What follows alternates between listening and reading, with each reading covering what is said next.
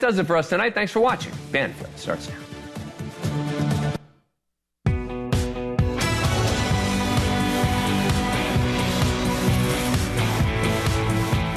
Hi, everyone. Happy Wednesday. I'm Elizabeth Pran in for Ashleigh tonight. We have a ton of news on the crime and justice front, and it starts with a high-stakes hearing today for a convicted wife murderer, Drew Peterson. You know him well. You've watched all last week as Ashleigh brought you her fascinating prison interview with Peterson, including his push for a new trial. Tonight, the latest from the courtroom and some never-before-seen parts of that interview. And this, would you watch? A reality TV show, Proposal of a Lifetime, the day-to-day life of a woman who was acquitted of murdering her own daughter, and you know her very well, Casey Anthony.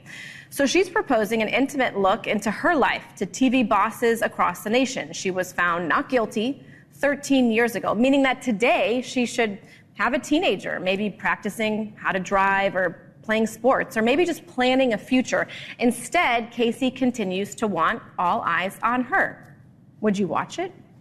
And speaking of reality TV, the star Julie Chrisley is using her real estate skills behind bars, and it may just win her an early release. Savannah Chrisley will join me live with the latest on her very famous parents. But first, it's the Drew Peterson effect. More than a decade after Peterson was convicted of murdering his third wife, hearings surrounding the case can still turn a courthouse into a media circus. Peterson is in an uphill battle to get his conviction overturned. He's arguing ineffective assistance of counsel. He's talking about Joel Brodsky. The former Chicago area police officer says his former lead attorney, Brodsky, doomed his defense by not allowing him to testify. But a big part of seeking a new trial is a mental health evaluation, which Peterson's new lawyers today told a judge is in the works. Ashleigh asked him about that directly in her exclusive interview. Let's talk about the mental health evaluation. Are you in the process of a mental health evaluation in preparation for the upcoming effort to win a new trial? I don't know. Am I involved in that? Are you in the process of it? I'm not.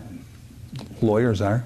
So have you sat for any tests? Have you sat for any? Okay, so talk to me about it. The test was pretty much a memory test. And they ran a bunch of things by me, and then were looking for my ability to recall what they were saying. So that was what I got out of that test. And that's it? It's over? There's nothing more to it? Not that I'm aware of. Did they set you up for any further testing, or is that the extent of it? Just that one memory test and that's I have no idea. I have no idea. People say, come here, and I come here. You said come here, so I'm coming here. Okay. How do you characterize your mental health? I'm fine. I mean, it's just like I'm not overly angry with anybody. I'm still as jovial as I ever was. I joke around, a kid. It's like there's really nothing I can do different. I can sit and cry in a room if I want to, but that's not going to do me any good. So it's like my whole thing is my children are happy and healthy, and they're provided for. And if that's being taken care of, then I'm fine. That gives me great peace of mind. And other than that, put me where you want to put me. But as far as an upcoming potential trial, you feel completely competent to stand trial? The only thing is a trial can only help me. They can't, if they find me guilty again, well, I'm no better than I was. It's got potential to, if everything's presented in a correct way, then it may free me. So a critical question would be, do you understand the legal circumstance that surrounds you in an upcoming potential trial? Sure, but it's circumstances. It's far-fetched speculation. Are you able to assist your attorneys in any work that they might be doing? I do if I can. So you feel fully competent to stand trial if in fact you win one? Sure. Okay. But I want to testify. So tell me about that. Wanting to testify? Tell me why you want to testify so I want badly. to tell my side. I want my day in court. And my day in court is just sitting there listening to everybody else banter things around. My lawyers are good, but they miss stuff. What do they miss? Well, I can't sit here. I'd have to write it down. can't sit here and recall it right now. Should be pretty big. I mean, things they miss that have you locked up for 12 years already, and I think until you're 100 and, what's the age? 127 years old. Right, I'll have a party that day. Yeah. What did they miss? Things. It's just like I was there, they weren't. And I tell them, you missed this. And they go, okay, don't worry. Can you tell me what they missed? No, because I can't recall it. But it should be huge, right? I write it down, should be. No, not really. Because if it was used, they'd have brought it out. A lot of stuff they didn't bring out. Do you think you're a likable guy? It depends. I think I'm obnoxious and people really don't like me. They play they like me, but they don't really like me. So do you think that would go well on the stand? No. And yet you want to go on the stand? Well, I want to at least say what I got to say. Have my day in court. But do you think you'll help your case or hurt your case being the person that you are? I don't know. It's a roll of the dice. Is it a roll of the dice, given that you just said people don't like you? Well, some do, some don't. I help everybody that asks for help. At the police department, nobody can say I didn't help them if they asked for help. How do you think a jury would feel about you on the stand? I don't know. I have an obnoxious personality that's off-putting to a lot of people. Yeah. Is it possible that that would really work against you? It might. And you're not worried about that? Can't worry about it till it's over. But I would feel better, and it's not going to do me any worse. I'm already in prison. What do you think? Let's talk more about today. I want to bring in NewsNation anchor Natasha Zuvez with all the details. She was at the courthouse today. Natasha, your reaction, and then what happened? Yeah, it was really interesting to see that clip, Elizabeth. And, my producer and I were running between two courtrooms today because two main things happened. So one had to do with Peterson's former lawyer, Joel Brodsky, and the other had to do with Peterson's lawyer seeking to have Ashleigh Banfield's full NewsNation interview released to them because they want their doctor to comb through it for any signs of Peterson's mental competency. So I want to talk to you first about Brodsky quickly. He is the one who in a previous NewsNation interview had this to say, quote, "I know everything about both of his wives, everything." And he continued to say, "I feel bad about Drew still not taking responsibility and Stacy still being missing. I'm thinking about maybe revealing what happened to Stacy and where she is." So he's alluding to not only potentially revealing information about the third wife found murdered in a bathtub, but about the missing fourth wife who still has not been found. So the new development, a special prosecutor was appointed today to handle claims that Brodsky violated a gag order. Peterson's public defender is seeking to have Brodsky held in contempt of court for that. And I heard today the judge telling Brodsky he can't talk to media about defending Peterson until at least April 1st. I'm interested to see what he's going to say to you tonight. The judge also saying to him, "I'm protecting you from yourself." Elizabeth? I know. Okay, so if I'm not mistaken, yes, we are going to speak with Brodsky, but you were able to, if I'm not mistaken, speak with him as well. What did he say? Yeah, so Elizabeth, right after the judge said that Brodsky spoke to our affiliates camera, actually wanting to make this point in particular outside of the courthouse. Let's take a quick listen. Anybody that wants to can go on YouTube and watch the video and tell me where in there I violated the attorney-client privilege. Remember, the attorney-client privilege is what I say to it, what a client says to me to get legal advice, and the legal advice I give him. That's what's privileged. Okay, so somebody go on that, watch that video and tell me where, because if they can, maybe I got some problems, but I've watched that video a dozen times and it's not there. And one more thing I want to add, Elizabeth, that special prosecutor who was appointed today is the same one who was used in the murder for hire case that Peterson is serving 40 separate years for. That's when he tried to get a state attorney killed from prison. Elizabeth. Okay, so we know that Peterson's attorneys, as you mentioned, they've been pushing for that full raw interview. For our viewers, so they understand, typically when you set up at an interview site, you're getting mic'd up, you have conversations, and sometimes the person who you're conversing with will give more information than they will in the actual interview. But what did the judge have to say about that? It belongs to NewsNation. Yeah. To your point, Elizabeth, the raw is hours long, and Peterson's lawyers are attempting to obtain this full raw footage of Ashleigh's interview, saying that their doctor could review it as they determine if Peterson is mentally fit. So I watched the judge today press Peterson's attorneys on this, basically saying, what is the relevance of seeing all of these hours, the whole thing, rather than the clips so far? And where does this end? Peterson's attorneys were insistent, though. They said that their doctor could look at the full interview and examine the interaction between Ashleigh and Peterson, specifically how he responds, if he understood her questions. The judge, though, ultimately quashed that subpoena today, recognizing that NewsNation is protected by the First Amendment and Reporter Shield laws. And now we just await the results of Peterson's mental competency assessment to see if there is any chance that his murder conviction could be overturned. Elizabeth. Amazing. Natasha, thank you so much. Appreciate it. Brodsky's summon to appear in court came only 2 days after his appearance here on this show. You can be the judge of whether or not he said too much. Here's a piece. You're telling me, if I'm not mistaken, Joel Brodsky, that you recommended he don't testify because you as a lawyer could not let him testify because you knew he was lying when he said he was innocent. Is that correct? Well, a lawyer cannot allow a client to testify who he knows is going to lie on the stand. And you guys can draw your own conclusion from that. No, I want you to conclude it for me. Is that why you recommended he didn't testify? I wish I could do that, but I can't. But I know you don't have to be a rocket scientist or a Harvard PhD to figure that one out. I'll try one more way. He just said in the interview, let's say I did say something incriminating. Did he say something incriminating? Well, once again, I can't get into exactly what he told me.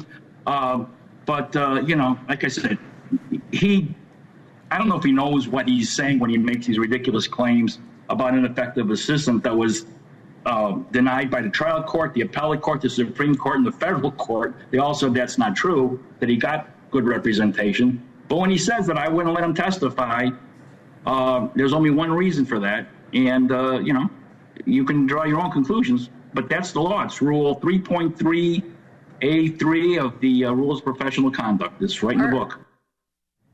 All right, let's continue the conversation. Joel Brodsky joins me now. Joel, thank you so much for joining us. First and foremost, your reaction to all the proceedings today, and then the judge's ruling. Your next hearing is in April. Are you breaking the law by coming on air tonight? No. And Judge Carlson, if you watch the video, I'm not talking about my representation of Drew Peterson. I'm not talking about anything. So, Judge Dave Carlson, I've gotten in a lot of trouble. I've been very critical of the judiciary in Cook County, especially. Judge Carlson is one of the good judges. He's and if he requests that I don't do anything for a month, says don't talk about your representation, I'll honor that. I have that much respect for the man. He's a good judge. I do, I don't want to interrupt, but I do understand you're abiding by attorney-client privilege and that you respect the judge. But if we were just speaking hypothetically, because you have gone on so many news networks and said basically that you do have information that would help a family, a grieving family, that hypothetically you do have closure for a famany. What do you have to lose? I mean, is it the gag order that you're afraid of? I mean, why not? Couple of months in jail, but look at when people talk about this post-conviction hearing ending in some sort of new trial, it's a fantasy. Drew's, the fact of his claim of ineffective assistance of counsel has been rejected by 12 different judges, a dozen, you can count them. In the appellate court, Supreme Court, trial court, federal court. They've all been rejected. It's a fantasy. So there is zero chance. Sir, I have to interrupt you. Fantasies can become realities. It's not out of the question, is it? Well, when I was practicing, I did a number of these post-conviction cases, and I can tell you that 99% of them end up being dismissed on motions because they don't bring up anything new. The post-conviction petition is to bring up something new that wasn't known at the time of trial and wasn't of a constitutional magnitude, like a cop denies beating a guy into a confession, and later on, after the man's in jail, comes out that the cop was a serial, abuser and the worst confessions out of a number of people, and he was lying on the stand. That's what a post-conviction petition is for. It's not a second bite or third bite or fourth bite at the apple. And that's, it's wrong to say that. And I think that when people say things like that, it's opening up old wounds for the families. They want closure, they want finality. Drew's had his case reviewed by a dozen judges. So it's just a fantasy. This whole thing about his competency is a fantasy. Sir, aren't you opening up new wounds for the family? You're the one who said that you may have information to help them find their long-lost sister. If I could, if I was allowed to do it, I said I was thinking about doing it, not that I was going to do it. Well, what's stopping you? The attorney-client privilege and the gag order. I believe that there should be an exception to the attorney-client privilege, and I wrote an op-ed about this. That in a certain circumstance where a man has exhausted his remedies on appeal and he's not going to get out of jail, and that there's a missing person situation or some situation where somebody needs closure that's unknown, it's not going to do any harm to the client. I mean, to the former client. He's in jail for life. Why shouldn't the attorney be able to bring closure to the family if he chooses to do so? I think there's a lot of exceptions to attorney-client privilege. I mean, Trump's lawyers just testified for a grand jury about their attorney-client relationship. I do have a question for you. So let's just say hypothetically, because I read your editorial and I can hear your arguments. You said it was for the family. You said it's not about money. So if it's not about money and maybe you're thinking about it, why not go down to the police station and say, this is what I know. I don't want publicity. I don't want money. I want to help this family.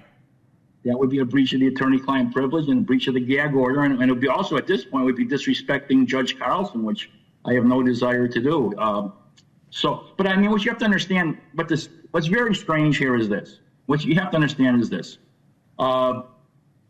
This whole thing about a competency exam. It makes no difference what Peterson's competency is now. His competency at the time of trial is what's relevant. This is a canard. It's a red herring. It's meaningless. A person doesn't have to be confident to have a post-conviction case go forward or to have it dismissed. It's irrelevant completely. This is just another red herring. You have to remember, this post-conviction petition has been pending, and Judge Carlson, this is not talking about my representation. It's post-conviction petition. They usually over 18 months. They rarely get that long. This one's going on 2.5 years. The public defender still has not amended Drew's handwritten pro se post-conviction petition that he scribbled out and filed.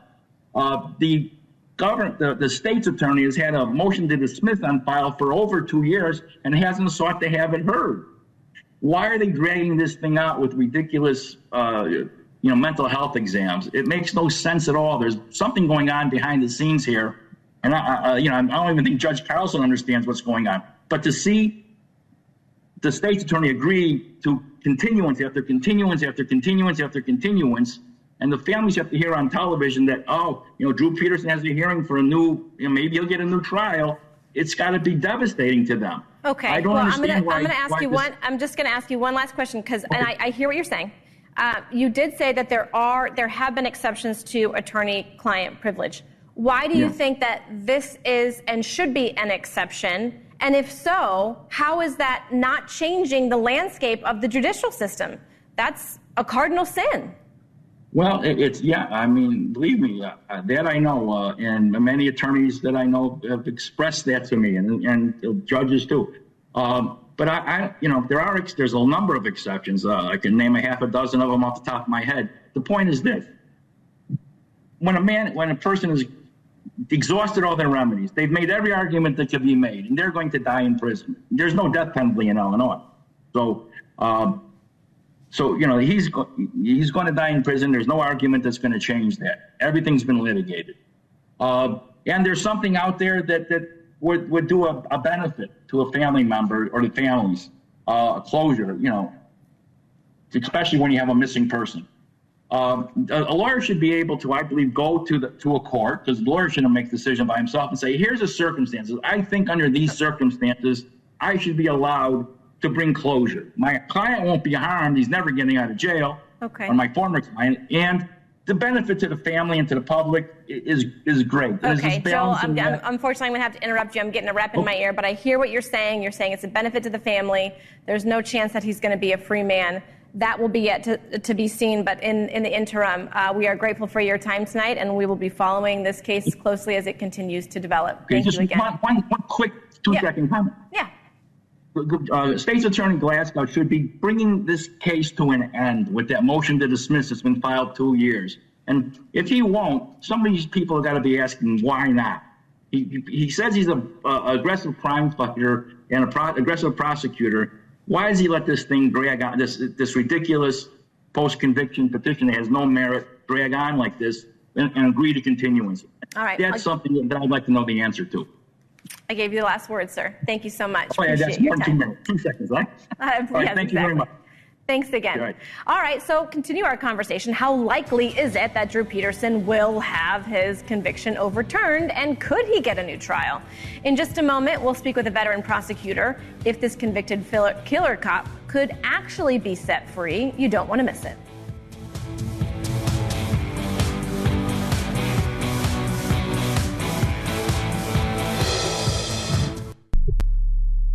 Killer Drew Peterson says he deserves a chance at getting his murder conviction overturned.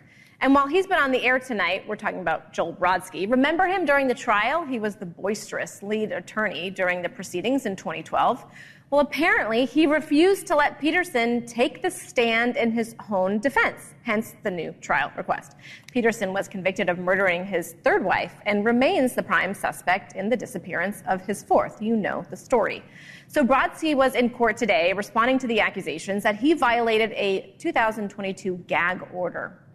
He has told multiple media outlets, including our own Ashleigh Banfield, that he is considering, and he said so tonight, considering breaking his attorney-client privilege with Peterson. As we said, a cardinal sin for all attorneys. But for him, he says it would be falling on the sword. He says he's not doing it for money. He says he would be doing it so the information could possibly solve the disappearance of Peterson's fourth wife. Today, a judge decided to grant a special prosecutor to handle the Brodsky case. I want to bring in someone who knows a lot about gag orders and special prosecutors. Dave Ehrenberg is the state attorney for Palm Beach, Florida. Thank you so much for joining us, sir. First and foremost, your reaction. Well, good to be with you, Elizabeth. I thought you did a great job interviewing Joel Brodsky. That was a fascinating interview. Too bad it couldn't go on longer, but I didn't want him to cut into my time. The fact that he's even considering violating his attorney-client privilege, I think has got to trouble a lot of people in my profession, because as much as a prosecutor, I would like him to speak everything, it would damage the entire system. I mean, it would be great for prosecutors. Until then, no one hired a criminal defense lawyer because they didn't trust them, and then they went to trial on their own, what's called pro se. And we prosecutors hate that, because then it becomes a circus, and it'll shut down the whole system. Defendants would lose faith in the system, and really, it's a bad idea all around, even though the ultimate end result here would be some more closure. But, in the meantime, it is, as you correctly mentioned, Elizabeth, it is extending the pain for the families by hearing all this stuff, knowing that it's probably never going to happen. Okay, I have some legalese questions for you. It's why we have you on today. He said that this would be an exception, that there are exceptions to attorney-client privilege, and he kept on using the argument he's going to be in jail for the rest of his life. We could see that fantasy come true and he could have a new trial. It doesn't matter. He's got decades and decades on other convictions. He's not going anywhere. What do we have to lose by sharing with the family the possibility that we know where their loved one could be buried? I agree with him. It's very unlikely he'll ever get out of prison, but he's still appealing, and there is still a long shot that he could. But to do that, look, there are exceptions to attorney-client privilege, but nothing like what he is saying. I mean, we're talking about exceptions like the crime fraud exception. If someone is about to commit a crime, or if someone is using the attorney to facilitate a crime, yeah, you can pierce attorney-client privilege, but then it has to go through a judge.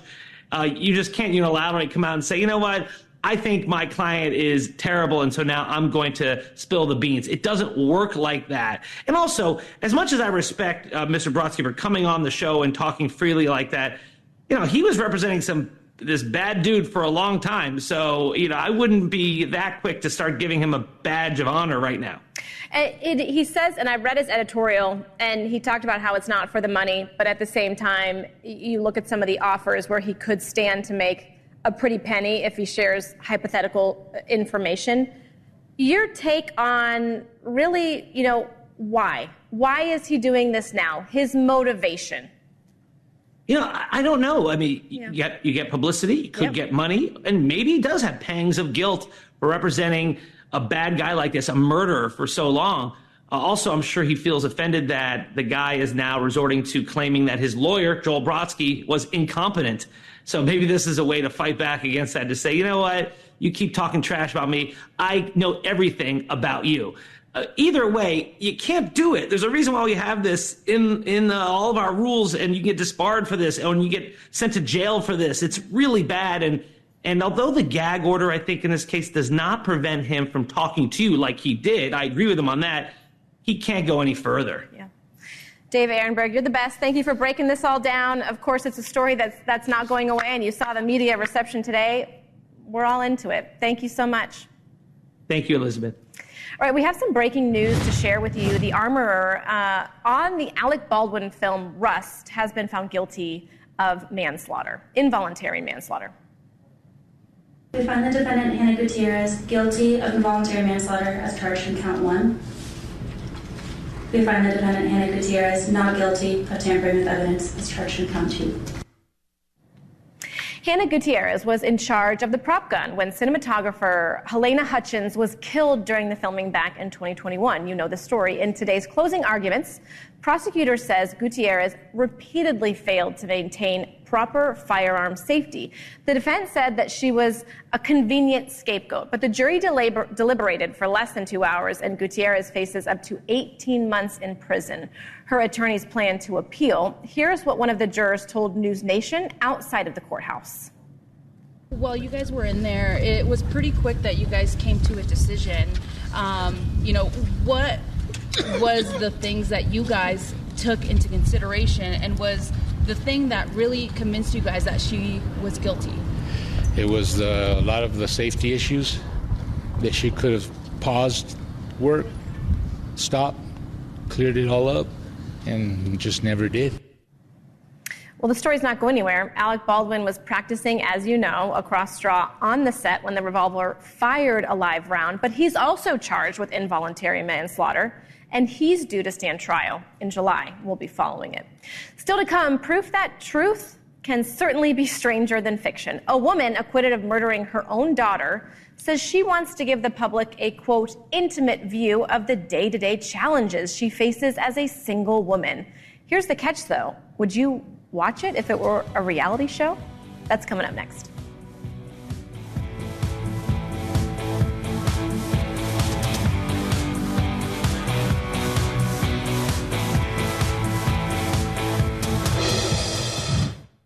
Welcome back. Binge watching, we're all guilty, aren't we? There are so many streaming services, and we all have a wide landscape filled with reality shows to binge. If you're hungry, you've got cooking shows, curious, courtroom drama. Maybe you feel like falling in love, and you can watch 90 Day Fiancé. But one thing is for sure, the most successful reality shows are the ones that really push the envelope. It's the ones that you really can't stop watching, even if you hate it.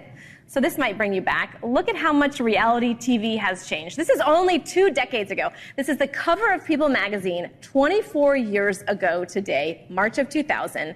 The top story on the very controversial reality show, Who Wants to Marry a Millionaire, a multimillionaire? And look at the headline very clearly. Has TV gone too far? Really? That was pushing the boundaries of what's acceptable.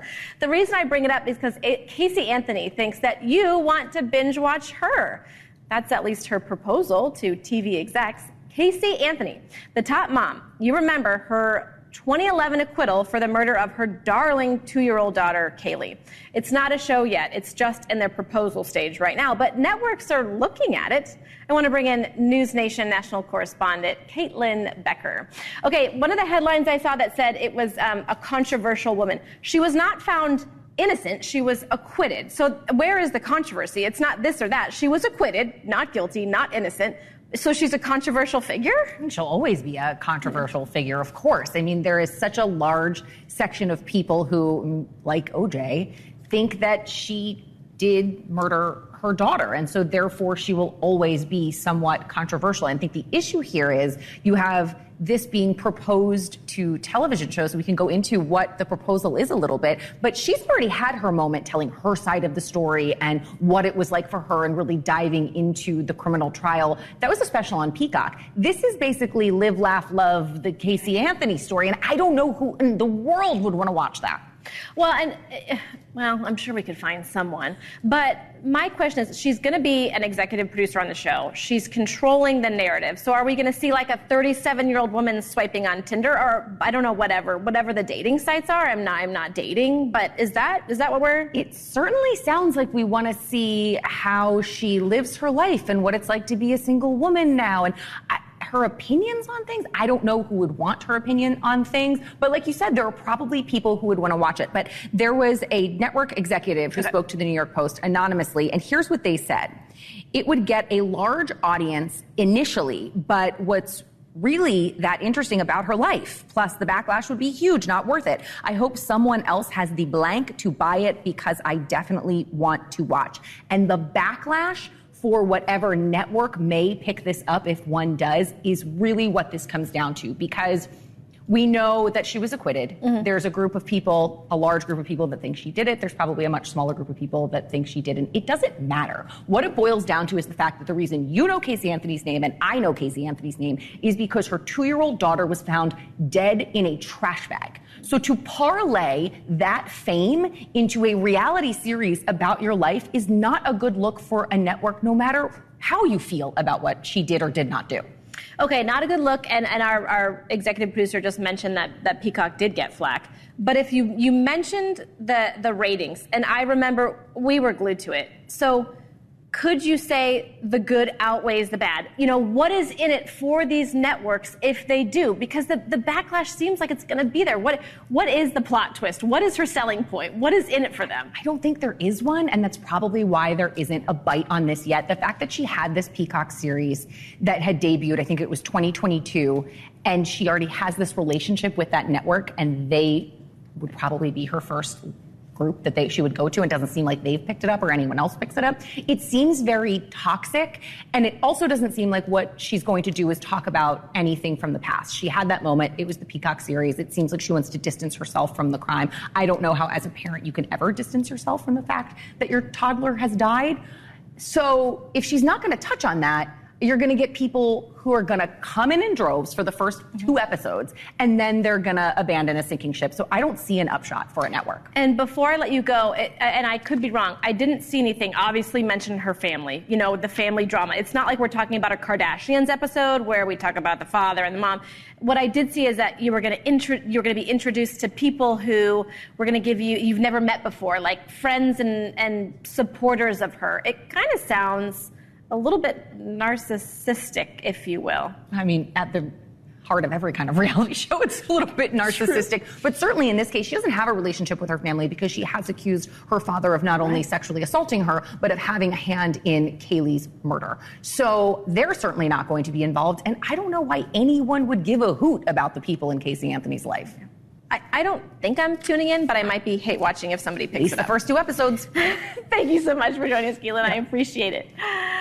All right, straight ahead. Speaking of reality TV, a woman who had one of her own, a very successful show, has come up with a new way to spend time in prison. Julie Chrisley is teaching the same type of business that her and her husband Todd were involved in when they ran afoul with the feds. So their daughter Savannah is here, and she'll give us all the details on how they're doing. Stay with us.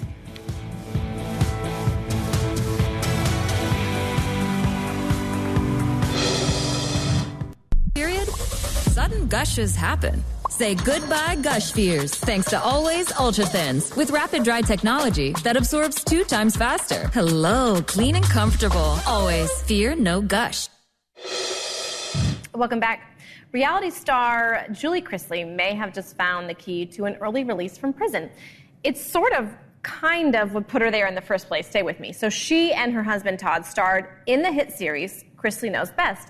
And it was for a decade, but in 2022, the pair was convicted of tax evasion and bank fraud, and they were shipped off to separate prisons. So now the couple's daughter, Savannah Chrisley, is carrying all the weight of raising the siblings, keeping the business afloat, keeping her family afloat, and she's trying to stay in touch with her parents. She says her mom is taking and teaching real estate classes as part of a program that provides inmates with credits toward getting out early. So Savannah, she reads letters from Julie in her latest podcast episode, Unlocked. Here she is. I'm teaching a real estate class, and I asked where I could get the info for the class. There's an outdated book and access to a typewriter if you buy the ribbon and commissary. I have 2 classes tonight, too, and also being a judge for one of the other classes. I'm one of the sharks for their Shark Tank presentation. Julie also wrote about Todd, her husband, saying, I miss Todd so much that it hurts. I've never gone this long without talking to him. Todd Chrisley spoke last month exclusively to NewsNation's Brian Enton and said he's been denied requests to speak to his wife. The warden, because of the stuff that y'all have put out, Julie's warden approved and said there was no risk for Julie and I to speak. This warden got the request from Julie's warden stating that they were requesting to allow me to communicate with Julie via phone. She denied it within 15 minutes of getting the request. I have not spoken to Julie since I've been here. Did she say why she denied it if Julie's warden was going to allow it? She does not talk to me. The warden does not come around me. She does not speak to me. And he was very open to Brian about what he's gone through over the past year. I'm joined now by Savannah Chrisley, Julie and Todd's 26-year-old daughter, and the host of the podcast Unlocked with Savannah Chrisley. Savannah, thank you so much for joining us. Listen, I know that you have a lot on your shoulders and that you're carrying a lot. I want to focus on your mom right now. Have you been talking to her? What do her letters say? And also, what are the optics of her teaching these classes in prison? Yes, thank you for having me. I love coming on NewsNation. When it comes to my mother, she's doing okay. It's a struggle. Obviously, our system is set up for failure. It's not set up for success. It's not set up to help these people grow and become better and leave there better. She's teaching these classes, and since teaching these classes, there has been a woman that got out that actually did her first real estate flip and made money on it. And she said the only reason she was able to do that was because mom inspired her and taught her kind of how she did things.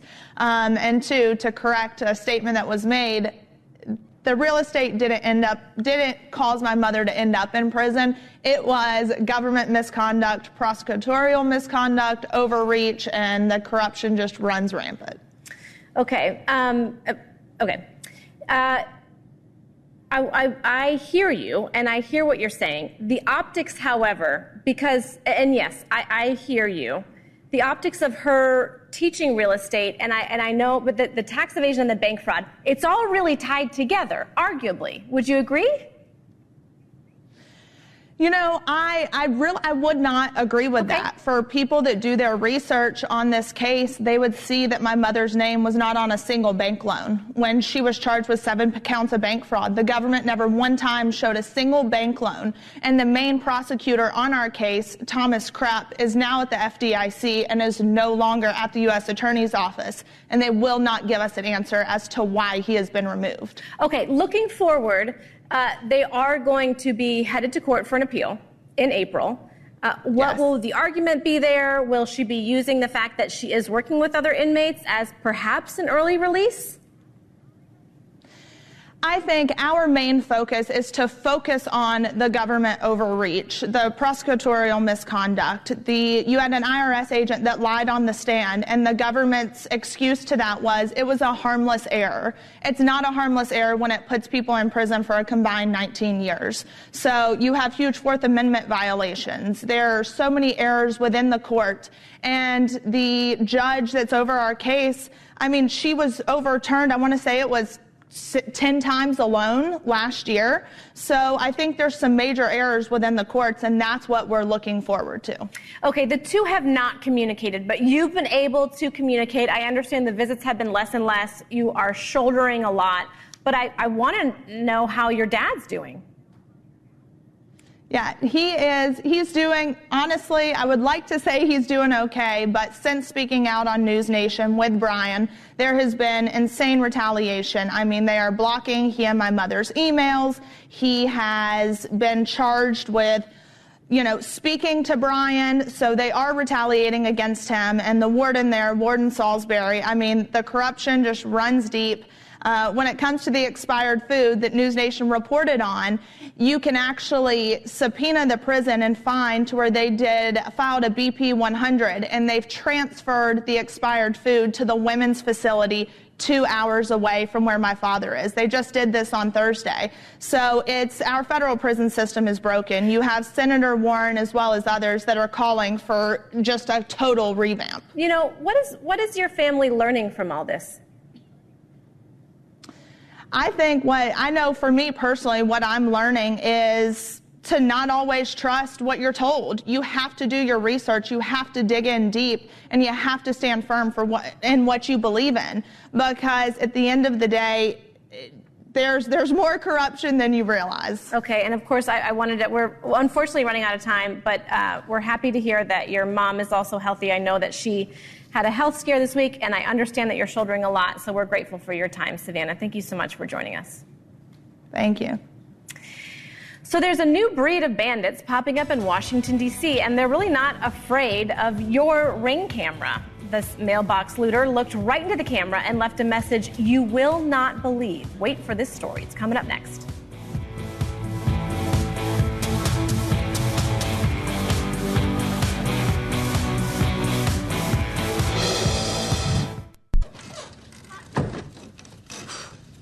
You did it again, didn't you? You left the water running, didn't you? What's wrong with you? Why do you do that? I told you not to do it. Harry, it's our calling card. All the great ones leave their mark. We're the wet bandits. Ah, the wet bandits. Who could forget that classic scene from Home Alone where Daniel Stern and Joe Pesci, the wet bandits, leave water running as a calling card. So it's really funny when it's in a movie script, right? But tonight we've got real life, quote, mail bandits to tell you about. They've been looting mailboxes in a Washington, D.C. neighborhood. In the middle of one of their sprees, one of them simply looked directly into a Ring camera and left a surprising message for one of their victims. I love you, Daddy. It seems patronizing, doesn't it? Did you get a good look at it? I hope somebody did. Postal inspectors are offering a $100,000 reward for information leading to an arrest. That does it for us. Thank you so much for joining us. Cuomo starts right now.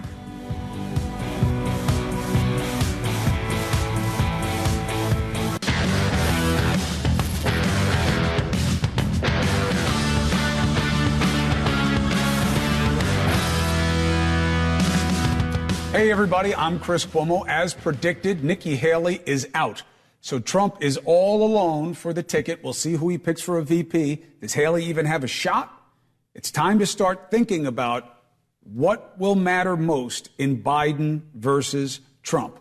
Now, a big question is Nikki Haley's supporters. Are these just, I don't like Trump, I'll vote for anybody else unless it's Biden? Or does he have real work to do? Are these really people who are in the middle? Now, I don't know about that in the GOP, but it's certainly true in the country.